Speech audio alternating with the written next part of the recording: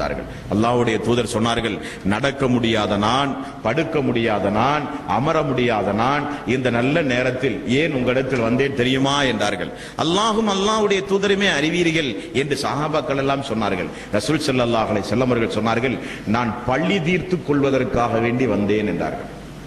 என்ன வாசகம்? பள்ளி தீர்த்து, பள்ளிக்கு பள்ளி வாங்குவதற்கு நான் வந்திருக்கிறேன், பள்ளி தீர்த்துக் கொள்வதற்காக வேண்டி வந்திருக்கிறேன் என்றார்கள். சஹாபாக்களுக்கு ஒன்றுமே புரியவில்லை. ஆமாம், அன்பார்ந்த சகோதரர்களே, அல்லாஹ்வுடைய தூதர் ரசூல் ஸல்லல்லாஹு அலைஹி வஸல்லம் அவர்கள் எந்த அளவுக்கு மனித உரிமையை பேணியிருக்கிறார், எந்த அளவுக்கு மக்களோடு நேசமாக பழகியிருக்கிறார் என்பதற்கு இந்த சம்பவம் ஒரு மிகப்பெரிய ஒரு ஆதாரம். ரசூல் ஸல்லல்லாஹு அலைஹி வஸல்லம் அவர்கள் சொன்னார்கள், நான் எதற்காக வேண்டி இப்பொழுது நான் வந்தேன் தெரியுமா? எனது நேரம், எனது நாள் நாளுக்கு நாள் மிக முக்கியமான நாளாக இருக்கிறதாகவே பரஸ்பரம் நமக்கு மத்தியில் இருக்கின்ற பழி தீர்த்தல் ஏதாவது உண்டா இருந்தால் நான் தீர்த்துக் கொள்வதற்காக வேண்டி வந்தேன் என்றார்கள். சஹாபாக்கள் எல்லாம் பார்த்துக் கொண்டிருக்கும் போது ரசூல் ஸல்லல்லாஹு அலைஹி வஸல்லம் அவர்கள் கேட்டார்கள், மக்காவிலும் மதீனாவிலும் 23 ஆண்டு காலம் உங்களோடு நான் நபியாக வாழ்ந்திருக்கிறேன். அப்படி வாழ்ந்த காலத்தில் உங்களை நான் அடித்திருந்தால், உங்களை நான் திட்டி இருந்தால், உங்களை நான் பேசியிருந்தால் என்னை திரும்ப நீங்கள் அடித்துக் கொள்ளுங்கள் என்றார்கள். திரும்ப என்னை நீங்கள் பேசி பழிதீர்த்துக் கொள்ளுங்கள் என்றார்கள். அன்பார்ந்த சகோதரர்களே, இந்த உலகத்தில் வாழும் பொழுது இபாதத்தை செய்வது முக்கியமல்ல, அந்த இபாதத்தை பாதுகாக்க தெரிய வேண்டும். ரமலானுடைய மாதத்தில் எவ்வளவு கஷ்டப்பட்டு இபாதத்துகளை செய்கிறோம், நோன்பு நோக்கிறோம், பட்டினி கிடக்கிறோம், இரவு பகலாக தொழுகிறோம். இந்த இபாதத்தை அல்லாஹ்வுடைய அடியார்களுக்கு நாம் ஏதாவது கஷ்டங்கள் கொடுத்தால், துன்பங்கள் கொடுத்தால், ஏதாவது மனது நோகுமாறு நாம் நடந்தால் அந்த இபாதத்துகள் பாழாகி போய்விடும் என்பதை மனித சமூகத்திற்கு சொன்னவர் அல்லாஹ்வுடைய தூதர்.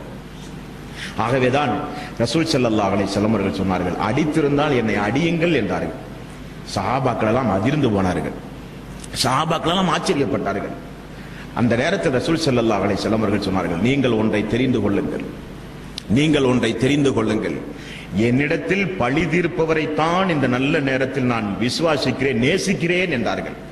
அடித்தாலோ திட்டினாலோ அல்லாஹ்வுடைய தூதருடைய மனசு நோகுமே என்றிருந்தால் நான் உங்களை நேசிக்க மாட்டேன். நான் உங்களை எப்பொழுது நேசிப்பேன் தெரியுமா? என்னை நீங்கள் அடிக்க வேண்டும். நான் உங்களை ஏசி இருந்தால், திட்டி இருந்தால் திரும்ப என்னை நீங்கள் ஏச வேண்டும், திட்ட வேண்டும். எல்லாம் இந்த உலகத்தோடு முடிந்து விட வேண்டும். அல்லாஹ்வுடைய நீதிமன்றத்தில் என்னை நீங்கள் காட்டி கொடுத்து விடக்கூடாது.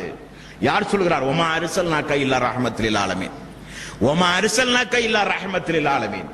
உலக மக்களுக்கெல்லாம் அல்லாஹ்வால் அருளப்பட்ட ரசூல் ஸல்லல்லாஹு அலைஹி வஸல்லம் அவர்கள் சொன்ன வாக்கு, அல்லாஹ்விடத்திலே என்னை நீங்கள் காட்டி கொடுத்து விடாதீர்கள்.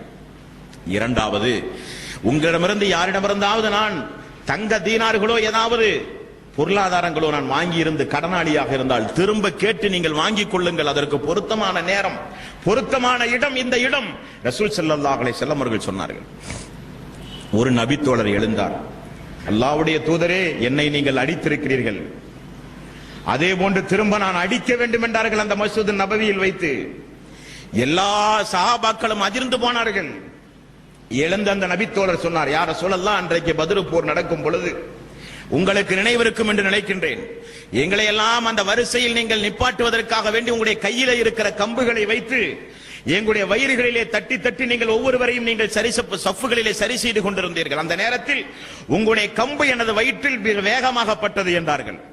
உடனே ரசூல் ஸல்லல்லாஹு அலைஹி வஸல்லம் அவர்கள் மேலாடை அகற்றினார், என்னை நீங்கள் அடித்து அதற்கு பழி தீர்த்துக் கொள்ளுங்கள் என்றார்கள். அந்த எழுந்த அந்த நபி தோழர் ரசூல் ஸல்லல்லாஹு அலைஹி வஸல்லம் அவர்களை கட்டி பிடித்து முத்தமிட்டு, அல்லாஹ்வுடைய தூதரே, நானா உங்களை அடிப்பது? நானா உங்களை அடிப்பது? நாங்கள் எல்லாம் அறியாமையில் இருந்த பொழுது, இஸ்லாம் என்னவென்று தெரியாமல் இருந்த பொழுது அல்லாஹ் உங்களின் மூலம் எங்களுக்கு ஹிதாயத் தந்தாடு. நீங்கள் வராவிட்டால் நாங்கள் எல்லாம் நரக நெருப்பினுடைய கரை ஓரத்தில் இருந்ததாக அல்லாஹ் சொல்கிறானே, ஃபதுகுரு நிஅமத்துல்லாஹி அலைக்கும் இது குன்தும் ஆதான் ஃபஅல்லஃப பைன குலூபிக்கும் ஃபஅஸ்பஹத்தும் பிநிஅமத்திஹி இஹ்வானன் வகுன்தும் அலா ஸஃபா குஃப்ரத்தின் மினன் நார். நரக நெருப்பினுடைய கரை ஓரத்தில் நீங்கள் எல்லாம் இருந்தீர்கள்.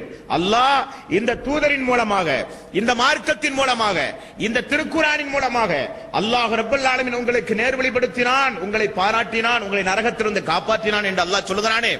அப்படி நீங்கள் இல்லாவிட்டால் நாங்கள் எல்லாம் நரக நெருப்பினுடைய கரை ஓரத்தில் இருந்திருப்போமே யா ரசூலல்லாஹ் என்று